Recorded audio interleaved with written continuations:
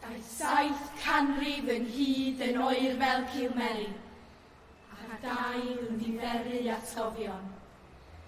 7 canrif o sôn am orchestion hen oesau, a'r dydd yn gymylau gwelwon. 7 canrif o sefyll ar erchwyn y dibyn, a'n traed bron a fferi neu hunfan.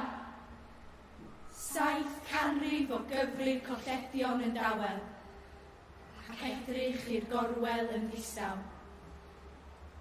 A 7 canrif yn ddistaw ger carreg Cilmeri, a'r awel a rewi hyd i'r fon. Yna, bloediodd y baban, a thoddi'r gaeafddydd, a chwalu'r ddistawlydd, a her canrif newydd yn nychrin ei waith.